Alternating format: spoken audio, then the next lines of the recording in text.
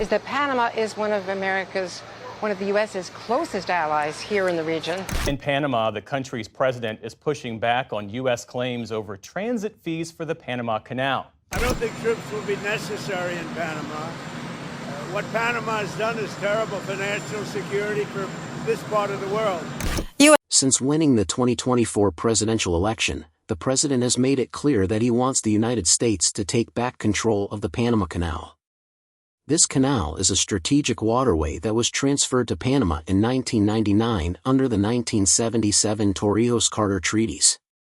These treaties were designed to guarantee the canal's neutrality and ensure that it would remain open to ships of all nations under non-discriminatory tolls.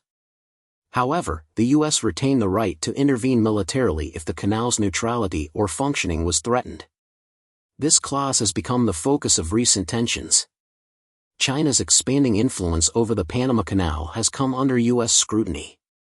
The previous administration argued that the Chinese presence poses a significant threat to U.S. national security. In this context, the U.S. wanted to increase its dominance over Panama. However, some argue that there were economic reasons behind the U.S. pressure on Panama. In fact, these proponents weren't wrong. The Panama Canal shortens ocean voyages between the North Atlantic and the North and South Pacific, considerably reducing both travel time and cost. These reasons influenced the former president's view of Panama, and he wanted complete control of the Panama Canal. But the Panamanian presidency does not share this view. President José Raúl Mulino does not allow U.S. ships to pass through the Panama Canal for free. So, will the former president push for free passage through the Panama Canal again? What does the future of the Panama Canal hold? Panama has rejected the U.S. claim that it allows free passage of government ships through the Panama Canal. Panamanian President José Raúl Mulino said the U.S. claim about the waterway was intolerable and rejected bilateral relations based on lies and falsehoods. The U.S., on the other hand, continues to consider it unnecessary to pay for a canal that they built. This divergence of views is the strongest signal yet that relations are about to fracture. It remains to be seen how the former president will respond to the Panamanian government statements.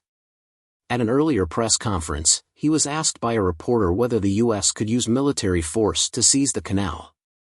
He refused to rule it out and said that they needed the canal for economic security.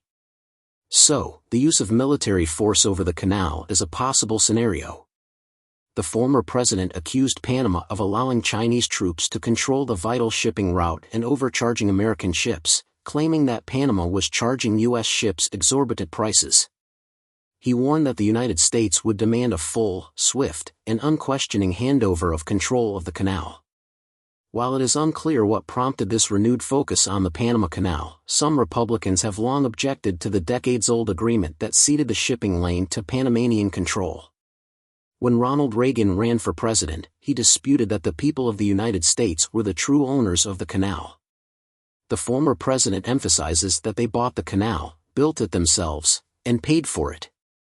He opposes the transfer of its revenues and complains that Beijing uses the tolls as leverage against the United States. There has been no confirmation from Panama of these allegations about Chinese authority over the canal. In fact, Panama seemed to have significantly cooled its relations with China. Most recently, for example, Panama withdrew from the Belt and Road Agreement with China after pressure from the United States. In 2017, Panama joined China's Belt and Road Initiative under former President Juan Carlos Varela. This move significantly deepened China's economic engagement in Panama, leading to investment in infrastructure projects such as ports, bridges, and even a proposed high-speed rail. While these projects have strengthened Panama's infrastructure, they have also raised concerns in Washington about potential Chinese influence on such a critical global trade artery. But 2025 began with the end of some agreements. This marks a significant shift in Panama's foreign policy, making it the first Latin American country to both join and withdraw from the BRI. Panama's decision could affect other Latin American countries that are BRI participants, such as Honduras, Costa Rica, Ecuador, and El Salvador. These countries may reconsider their ties with China under U.S. pressure, especially if Washington offers alternative investment opportunities or diplomatic incentives. the U.S. could use Panama's withdrawal as a precedent to encourage other countries to move away from Chinese influence, framing it as a step to preserve national sovereignty and economic independence. But the outcome will depend on how effectively the U.S. can present itself as a viable alternative to Chinese investment, especially in countries where infrastructure needs are urgent and financing options are limited. This dynamic has the potential to reshape Latin America's geopolitical landscape as countries weigh the benefits of Chinese economic engagement against the risks of strained relations with the U.S. By withdrawing from the BRI, Panama risks losing access to significant Chinese investments that finance important infrastructure projects.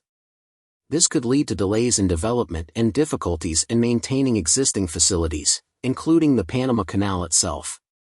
Chinese investments have been instrumental in financing large-scale projects such as the expansion of container ports, construction of bridges, and modernization of transport hubs. Without these funds, Panama may struggle to complete ongoing projects, and maintenance of critical infrastructure could become increasingly burdensome, affecting the canal's efficiency and global competitiveness. President Molino hopes to attract more American investment to compensate for the loss of Chinese funding. However, it remains unclear whether the U.S. will provide financial support on the same scale or pace as China. Historically, U.S. investments in Latin America have been more conservative and often come with strict conditions related to transparency, governance, and compliance with certain regulatory frameworks. These conditions could affect Panama's autonomy over infrastructure projects and slow down the approval and implementation process. Moreover, U.S. funding may prioritize projects aligned with American strategic interests, such as security infrastructure, over broad-based development initiatives that China has previously supported. This shift could limit Panama's flexibility to choose the projects that best meet its domestic needs and long-term development goals. So, why is the Panama Canal important in escalating tensions in the geopolitical arena? The previous administration's hardline stance reflects a renewed U.S. focus on the Panama Canal, emphasizing its enormous strategic importance in both global trade and national security. The canal is a vital artery for international trade, facilitating the transit of about 5% of world maritime trade and about 40% of U.S. container traffic.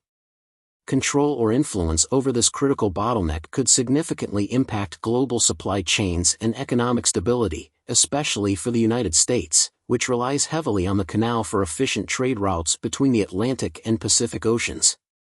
But this is not just a simple geopolitical maneuver. The nationalist rhetoric, including promises to take back the canal, is woven into a broader political narrative. For many, the canal symbolizes American engineering prowess and geopolitical influence, and the transfer of control to Panama in 1999 is seen by some as a diplomatic misstep. Framing the issue as restoring American power serves a sense of righting what some perceive as historical injustices or strategic mistakes.